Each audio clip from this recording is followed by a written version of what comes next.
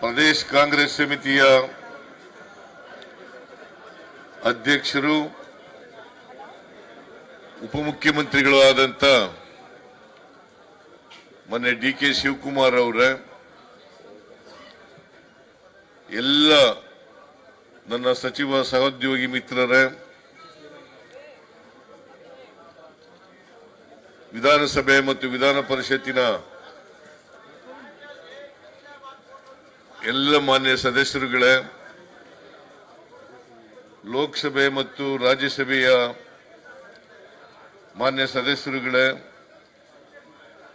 ಮಾಜಿ ಸಚಿವರೇ, ಮಾಜಿ ಶಾಸಕ ಮಿತ್ರರೇ, ನಮ್ಮ ಪಕ್ಷದ ಇತರ ಎಲ್ಲ ಮುಖಂಡರುಗಳೇ,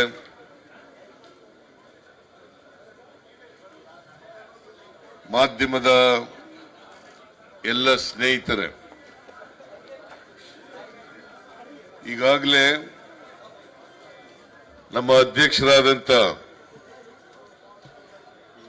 ಡಿ.ಕೆ. ಶಿವಕುಮಾರ್ ಅವರು ನಿಮ್ಮೆಲ್ಲರಿಗೂ ಸ್ವಾಗತವನ್ನು ಮಾಡಿ ಕೆಲವು ವಿಚಾರಗಳನ್ನ ಇಲ್ಲಿ ಪ್ರಸ್ತಾಪ ಮಾಡಿದ್ದಾರೆ.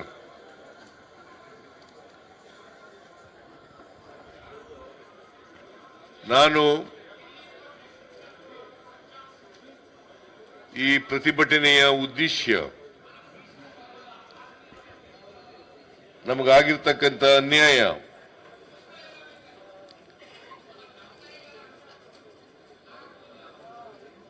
ಮತ್ತೆ ಕೇಂದ್ರ ಸರ್ಕಾರದ ಈ ದೇಶದ ಜನರ ಗಮನವನ್ನು ಸೆಳೀತಕ್ಕಂಥ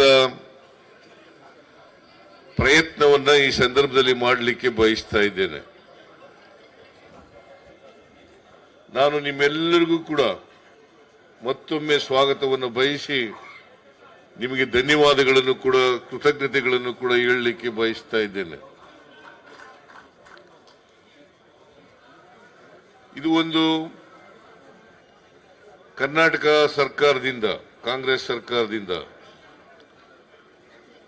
ಮಾಡತಕ್ಕಂಥ ಒಂದು ಐತಿಹಾಸಿಕ ಪ್ರತಿಭಟನೆ ಅಥವಾ ಚಳವಳಿ ಅಂತೇಳಿ ನಾನು ಈ ಸಂದರ್ಭದಲ್ಲಿ ಹೇಳಲಿಕ್ಕೆ ಬಯಸ್ತಾ ಇದ್ದೇನೆ. ಈ ಪ್ರತಿಭಟನೆ ಯಾವುದೇ ಪಕ್ಷದ ವಿರುದ್ಧ ಅಲ್ಲ.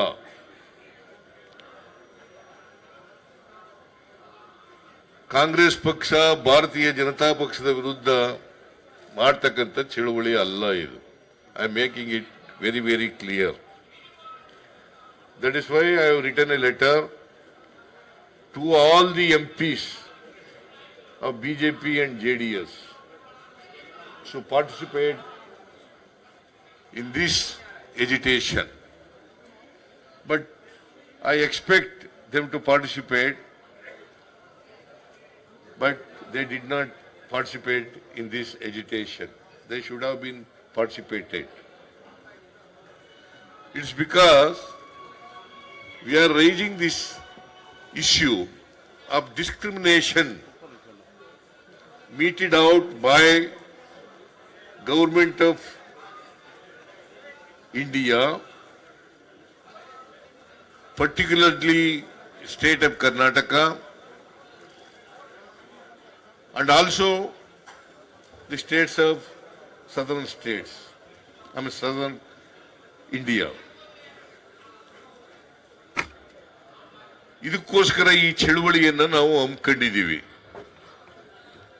ಯಾರ ವಿರುದ್ಧನೂ ಅಲ್ಲ, ಯಾವ ಪಕ್ಷದ ವಿರುದ್ಧನೂ ಕೂಡ ಅಲ್ಲ. ಇದು ಕರ್ನಾಟಕ ರಾಜ್ಯಕ್ಕೆ ಆಗಿರ್ತಕ್ಕಂಥ ಅನ್ಯಾಯವನ್ನ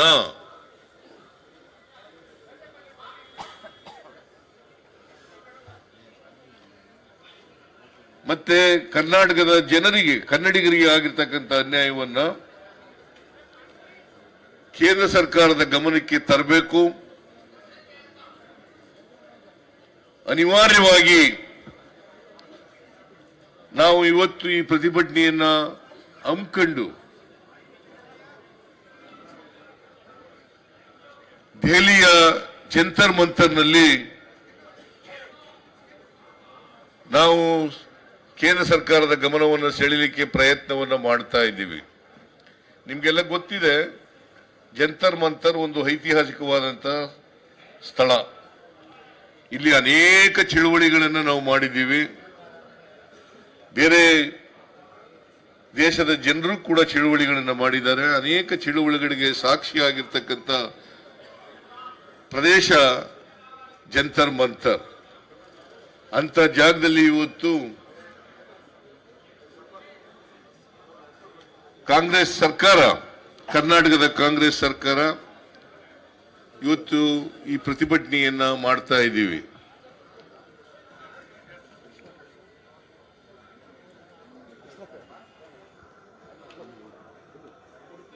ನಮಗೆ ಆಗಿರ್ತಕ್ಕಂಥ ಅನ್ಯಾಯದ ವಿರುದ್ಧ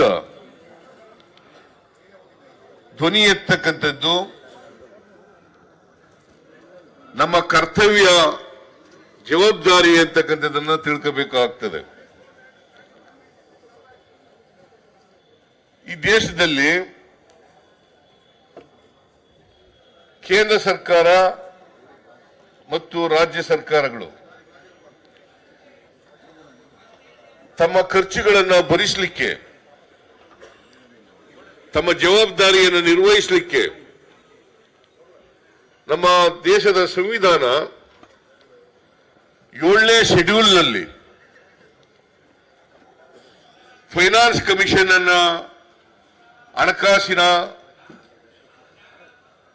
ಆಯೋಗ ರಚನೆ ಮಾಡಿಕೊಂಡು ದೇಶದಲ್ಲಿ ಬರ್ತಕ್ಕಂಥ ತೆರಿಗೆಯನ್ನ ಹೇಗೆ ಹಂಚಿಕೆ ಮಾಡ್ಕೋಬೇಕು, ಕೇಂದ್ರ ಸರ್ಕಾರಕ್ಕೆ ಎಷ್ಟು ತೆರಿಗೆ ಹೋಗ್ಬೇಕು, ರಾಜ್ಯ ಸರ್ಕಾರಗಳಿಗೆ ಎಷ್ಟು ತೆರಿಗೆ ಹೋಗ್ಬೇಕು, ಕೇಂದ್ರಾಡಳಿತ ಪ್ರದೇಶಗಳಿಗೆ ಎಷ್ಟು ತೆರಿಗೆ ಹೋಗ್ಬೇಕು ಅಂತೇಳಿ ಪ್ರತಿ 5 ವರ್ಷಕ್ಕೊಮ್ಮೆ ಹಣಕಾಸಿನ ಆಯೋಗವನ್ನು ರಚನೆ ಮಾಡ್ಕೋತೀವಿ. ಇಲ್ಲಿವರೆಗೆ ದೇಶದಲ್ಲಿ 15 ಹಣಕಾಸು ಆಯೋಗಗಳು ತಮ್ಮ ವರದಿಗಳನ್ನು ಕೊಟ್ಟಿದ್ದಾವೆ.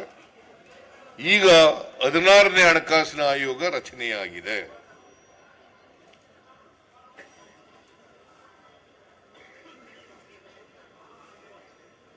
ಈ 15 ಹಣಕಾಸಿನ ಆಯೋಗಗಳು ಕೊಟ್ಟಿರ್ತಕ್ಕಂಥ ವರದಿ ಮೇಲೆ ತೆರಿಗೆಯನ್ನ ರಾಜ್ಯ ಸರ್ಕಾರಗಳಿಗೆ, ಕೇಂದ್ರ ಸರ್ಕಾರಕ್ಕೆ, ಕೇಂದ್ರಾಡಳಿತ ಪ್ರದೇಶಗಳಿಗೆ ಹಂಚಿಕೆ ಮಾಡ್ಕೋತೀವಿ.